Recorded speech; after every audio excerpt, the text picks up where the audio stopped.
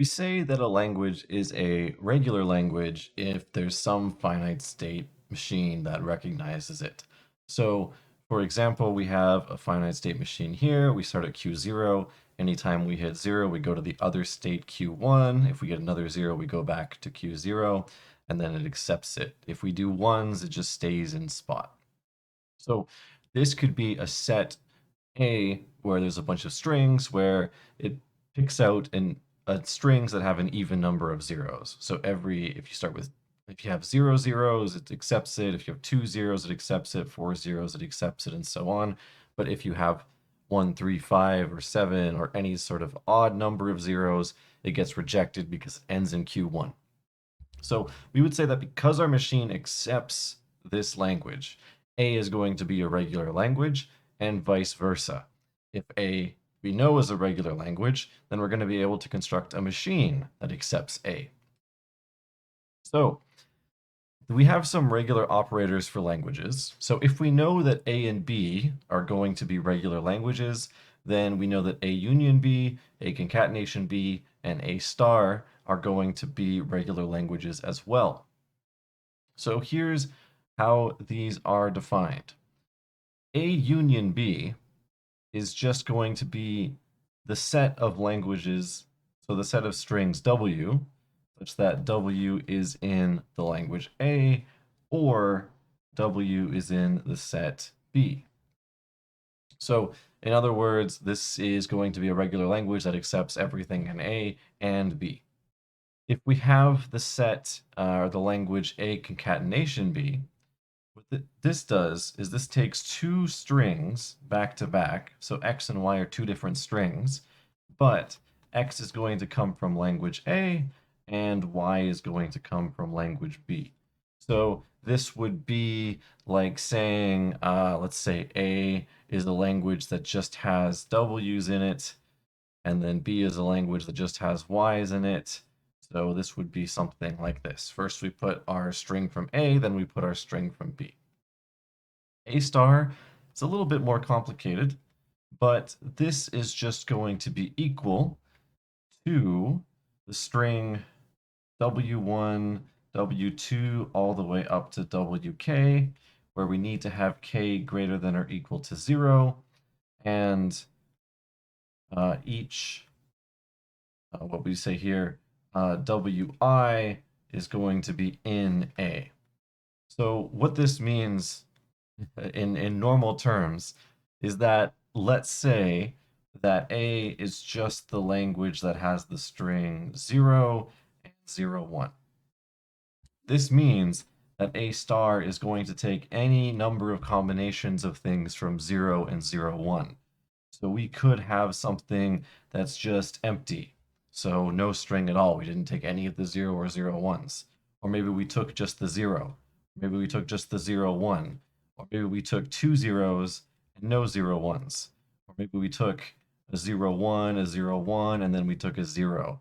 So in other words, it's just taking the strings that the language already accepts and then combining them in any way that you want, any number of times that you want. So this is called the star operation. So with this being said, let's do an example. So let's say that our alphabet is 0 and 1. We know that A is the regular language that accepts 0, 0, and 1, 1, and B is the language that accepts 0, 1, and 1, 0. So if we create a new language, which is A union B, what we're just going to do is we're going to take everything that A accepts and everything that B accepts. So this is going to accept 0, 0, 1, 1, 0, 1, and 1, 0.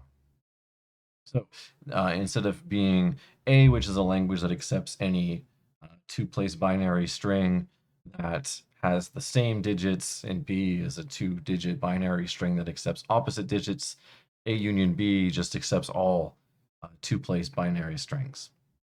If we have A concatenation B, what we have is everything in A followed by everything in B. So for example, we can pick 0, 0 from A, and then we can pick 0, 1 from B. We can pick 0, 0 from A, and then 1, 0 from B.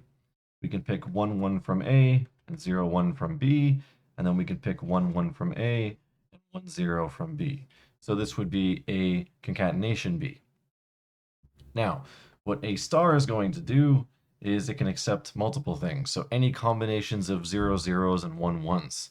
So we could have the empty string, we could have just 0 0 on its own, we could have just 1 1 on its own, we could have 0 0 then 1 1, we could have 1 1 then 0 0, as long as our units are being kept together. We could do 0 0 1 1 0 0, again keeping our units in place, and so on. So we have an infinite number of things that A star is accepting. Now, let's just prove something. So we want to prove that regular languages are closed under unions. This means that if you have two regular languages, A and B, you can create a union and that preserves its regularity. So this is what we're going to do to prove this. We're going to do a proof and then we're going to show an example of how this is constructed. So the proof is going to be quite technical, and then the example will show you exactly how it looks in practicality. So we're going to assume A and B are regular languages.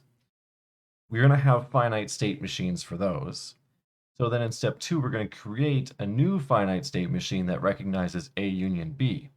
And because we have a finite state machine that recognizes A union B, then we can conclude that A union B is regular.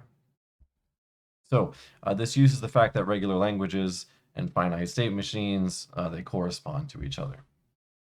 So this is going to be technical, but we'll show an example later. This also introduces some slightly new ideas, so hopefully we can see some of that. So we're going to have two assumptions. We have two machines that we start out with, M1 and M2. M1 will recognize A, and M2 will recognize B.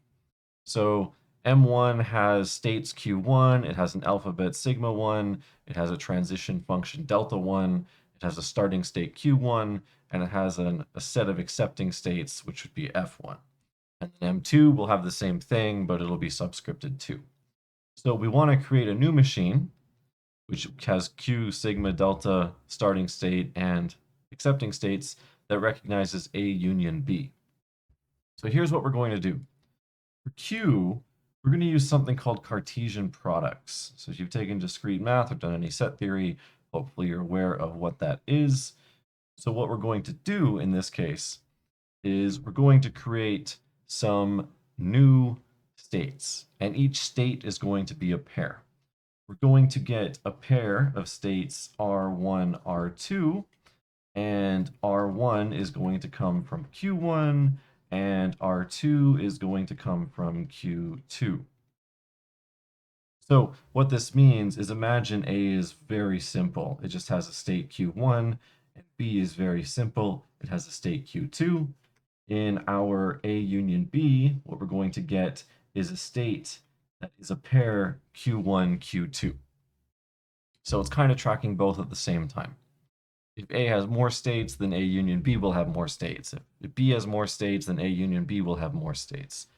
Basically, to figure out the number of states that you'll have in Q, you're basically going to take the number of states you have in Q1 and multiply it by the number of states you have in Q2. So that's for regular languages A and B respectively. For the alphabet, this one is pretty straightforward as well. Whether or not the alphabets are the same or different, we're just going to take the union of both of those alphabets. So let's say A is recognizing the alphabet 0, 1, and then B is also recognizing the alphabet 0, 1, then our union will also deal with that. So that's how we do our states and our alphabets. Our transition function is going to be a little bit more complicated. So how this is going to work is we're going to take each of our states in Q, and we're going to take each of our inputs in our alphabet, and we're going to have to get something new from it. So this is what our transition function is going to look like. For every pair of states that we have and an input A, what we're going to do is we're going to send it to a pair of states where the first state comes from doing A with that input, regular language A with that input, and the second state comes from R2 and A. So in other words, whatever the state was in B with that input. So let's say that in A, we're going to have Q0 going to Q1, and that's going to be 1. And then in B, we're going to have Q2 taking 1 to Q3. What this is going to mean then is that when we apply our transition function to the pair, which is Q0, Q2, and we stick 1 in, our output is going to be, well, what does Q0 and 1 give us? It puts us to Q1. In B, if we take Q2 and we apply 1 to it, what do we get? We get Q3. So this is just going to give us the pair of states Q1, Q3, and we do this for every input.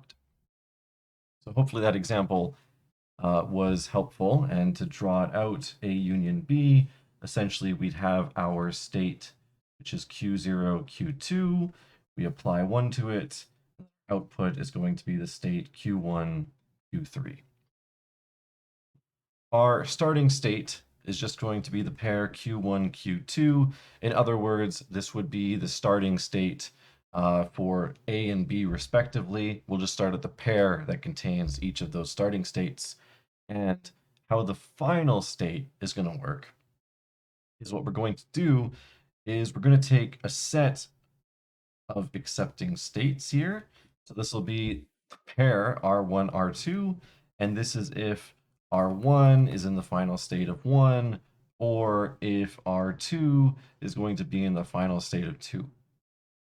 So how we can think about this is that if A has a final state that is Q1, and B has a final state that is Q3, then in A union B, if we ever have any state that has a Q1 in it, or we have any state that has a Q3 in it, then we're going to accept it.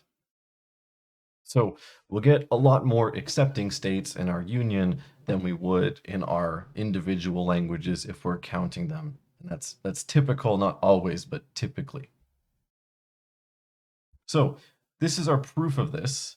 We've now constructed a new language that accepts A union B. So let's do this with an example. So we have two machines here. We have machine 1 and machine 2. Machine 1 starts with Q0. If you give it a 1, it goes to Q1. If you give it another 1, it goes back.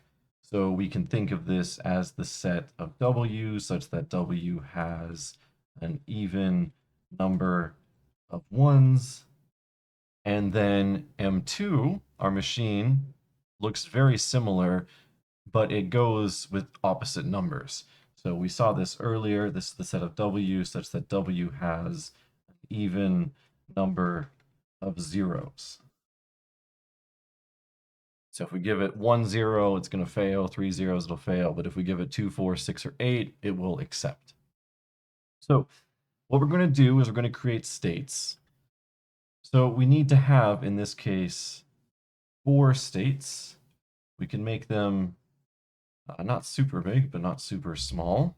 We won't use nice circles. We'll use crazy looking circles because that's as much as I can do. And what we're going to do is we're going to take pairs of all the states from M1 and M2.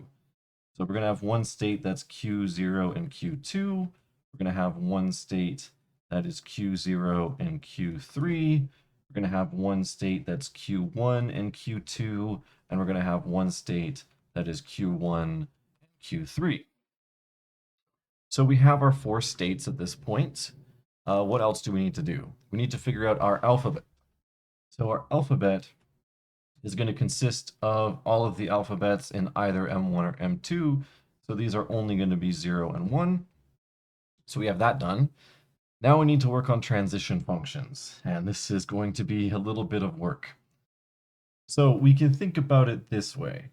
Let's say we have Q0 and Q1, and we can either give it 0 or 1. So let's just draw out each of these individually. So this is going to be A here, and then we're going to get B. We'll just draw a very similar graph.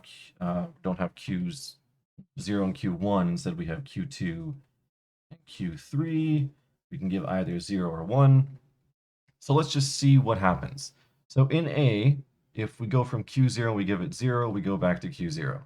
If we go from Q0, we give it 1, we go to Q1. If we start in Q1 and we give it 0, we stay at Q1. And if we go from Q1 and give it 1, we go back to Q0. In the case of Q2 and Q3, in the machine for B, which would be M2, if we start at Q2, we give it 0, we go to Q3. If we start at Q3 and give it 0, we go to Q2. And if we give it 1s, it's just going to stay in the same spot. So Q2 and Q3. Okay, so now we have to ask ourselves, if we start at Q0, Q2, and we give it 0, what happens? So in other words, we're looking at Q0 getting 0, and we're looking at Q2 getting 0. So this sends us to Q0 and Q3. So if we take Q0, Q2, we give it 0, we end up going to Q0 and Q3. So this is what's going to happen with 0. Now, let's do Q0 and Q2, we give it 1. So if Q0 gets 1, it goes to Q1, and if Q2 gets 1, it goes back to Q2. So this is going to give us Q1, Q2, so we can draw an arrow there. So that gives us, if we start at Q0, Q2, we give it 1, we go to Q1 and Q2. So we're going to have to repeat this for 0 and 1 for every single one here. So we can do some different colors. We start at Q1, Q2, we give it 0. This, I'll go a little bit faster here. If we give Q1, Q2, 0, we're going to be going to Q1, Q3. So that just goes down there. So that's if we give it 0. If we give Q1, Q2, 1, we're going to be going to Q0 and Q2. So this is going to send us back in this direction. Okay, now let's do Q0 and Q3. We'll do this one in yellow. So Q0 giving it 0 goes to Q0. Q3 giving it 0 goes to Q2. So this goes to Q0, Q2 with 0. If we give Q0, Q2 an input of 1, we're going to go to, so Q3 taking 0 puts it to Q2. Okay, so Q0, Q3 giving it 1 is going to give us 1 and Q3. So Q1, Q3, that will send us over in this direction. Now just one more to go. Let's just do light green for this one. So Q1, Q3, if we give it 0, we're going to be going to Q1, Q2. And if we give Q1, Q3, 1, what's going to happen? Well, Q1 will go to Q0, and Q3 will go to Q3. So this will go in this direction. So this is now, well, we're not quite done yet. We have our transition function. But this is now almost done. So what's the start state? Well, the start state in M1 was Q0. The start state in M2 was Q2. So we're going to start at Q0, Q2. So we're going to start here, and we'll just use the same color. Now, any of the except states are going to be states that end or have Q0 and Q2 in them.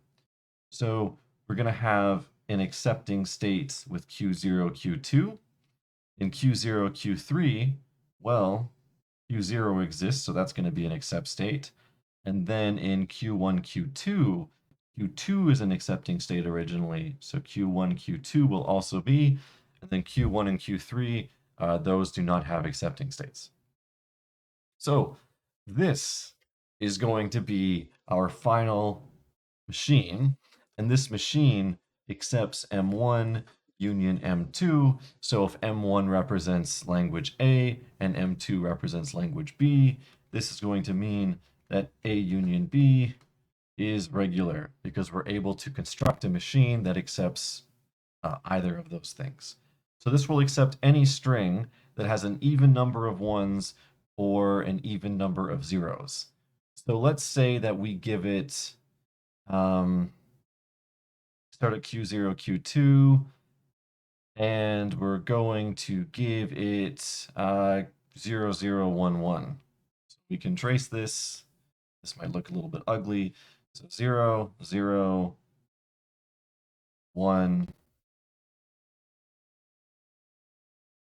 I think I messed up somewhere. I have two zeros coming out of it. So if we give Q1 and Q2 0, we go to Q1, Q3. If we give Q1, Q2 1, we get Q0 and Q2. So this should be a 1 right here. So that would send us back then over here. We end up in an accept state. So that is it for this lecture slide. One little error there doing my transition function, which is totally normal because these things are a pain to keep track of. Thankfully, there's only two states in each one. I don't ever recommend doing this by hand, but hopefully we're able to follow along with the proof, and the example made it a little bit more clear with exactly what we were doing. If you have any questions, you can leave them down in the comments below, and hopefully I'll be able to get to them or somebody else will.